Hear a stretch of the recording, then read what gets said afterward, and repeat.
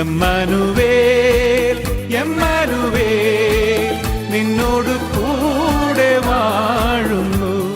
Mary's well, മാതാവിൻ്റെ കിണർ. നസ്രത്തിൽ എല്ലാം സുവിശേഷങ്ങളാണ്. യൗസേപ്പിതാവിൻ്റെയും മാതാവിൻ്റെയും ഭവനത്തിൻ്റെ അവിടെ നിന്നും വടക്കോട്ട് അല്പം കയറിയാൽ നമ്മളൊരു കിണറ്റിൻ കരയിലെത്തും. അറബികൾ ഇതിനെ വിളിക്കുക ഐൻ സിത്തി മീരിയാം എന്നാണ്. ബൈബിളിലെ കിണറ്റിൻ കരകൾ സംഗമവേദികളാണ്.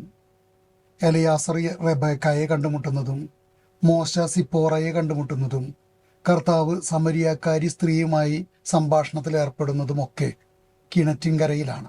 അപ്പോക്രിഫൽ ഗ്രന്ഥങ്ങളിൽ, പ്രത്യേകിച്ച് യാക്കോബിൻ്റെ ആദ്യ സുവിശേഷത്തിൽ മംഗളവാർത്തയുടെ രംഗം അവതരിപ്പിക്കുന്നത് മാതാവ് വെള്ളം കോരാൻ വേണ്ടി കിണറ്റിൻകരയിലേക്ക് എത്തുന്നു.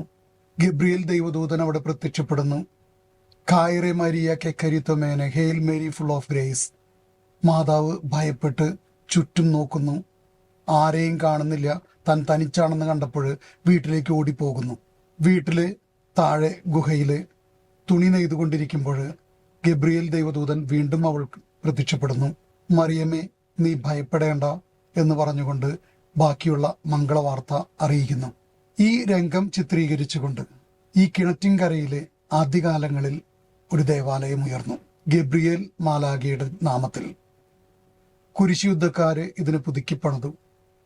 പിന്നീട് 1750കളിലാണ് ഗ്രീക്ക് ഓർത്തഡോക്സുകാർക്ക് ഈ സ്ഥലം ലഭിക്കുന്നത്. അവരവിടെ പള്ളി പുനർനിർമ്മിക്കുകയും മംഗളവാർത്തയുടെ പള്ളി എന്നതിന് പുനർനാമകരണം ചെയ്യുകയും ചെയ്തു. നമുക്കറിയാം, നസറത്ത് എന്ന് പറയുന്നത് ഒരു കൊച്ചു ഗ്രാമമാണ്. കർത്താവിൻ്റെ കാലഘട്ടത്തിൽ ഏകദേശം 30-40 കുടുംബങ്ങൾ. ഒരു കുന്നിൻ ചെരുവിൻ്റെ ഒരു പാറപ്പുറത്തുള്ള ഗ്രാമം. അവിടുത്തെ ജലസ്രോതസ് എന്ന് പറയുന്നത് ആ കുന്നിൻ ചെരുവിലുള്ള ഒരൊറ്റ ഉറവയാണ്. അവിടെ നിന്ന് 17 മീറ്റർ താഴെ വന്ന് ഈ ദേവാലയത്തിൻ്റെ ഉള്ളിലാണ് അത് പുറത്തേക്ക് വരുന്നത്, പാറയിൽ നിന്ന്. അവിടെ നിന്ന് വീണ്ടും 15 മീറ്റർ സ്ക്വയറിൻ്റെ നടുക്ക് അവിടെ നിന്ന് ചാലിട്ടിരിക്കുകയാണ്. പുറത്ത് ഒരു സ്മാരകം നിർമ്മിച്ചിട്ടുണ്ട്. ഈ സ്മാരകം നിർമ്മിച്ചത് 1868ലാണ്. ഇവിടെയാണ് പലപ്പോഴും മാതാവിൻ്റെ കിണർ എന്ന് പറഞ്ഞുകൊണ്ട് നമ്മൾ ഓർത്തിരുന്നത്. ഇന്ന് ഈ പള്ളിയുടെ ഏറ്റവും പുറകിലുള്ള ഗുഹാമുഖത്ത് ഈ മാതാവിൻ്റെ സ്രോതസ്സുണ്ട്. തീർത്ഥാടകർ ഇവിടെ നിന്ന് ജലം കുടിക്കുന്നു, ജലം കൊണ്ടുപോകുന്നു. കിണറ്റിൻകര എന്ന് പറയുമ്പോൾ യൗസേപ്പിതാവും മാതാവും ഉണ്ണിയേശുവും ഒക്കെ തങ്ങളുടെ ചെറുപ്പത്തിൽ വെള്ളം കോരാൻ വന്നിരുന്ന, അവരുടെ പാദസ്പർശം ഏറ്റിട്ടുണ്ടെന്ന് നമുക്ക് ഉറപ്പായി വിശ്വസിക്കാവുന്ന ഒരു സ്ഥലത്താണ് നമ്മൾ നിൽക്കുക. നസ്രത്തിലെ എല്ലാം സുവിശേഷങ്ങളാണ്. കിണർ സംഗമവേദിയാണ്. സംഗമങ്ങളെ ദൈവികമാക്കാൻ, വിശേഷങ്ങളെ സുവിശേഷങ്ങളാക്കാൻ, വാർത്തകളെ മംഗളവാർത്തകളാക്കാൻ നമ്മെ ഓർമ്മപ്പെടുത്തുന്നു.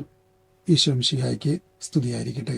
ദൈവം നിന്നിൽ വാഴുന്നു.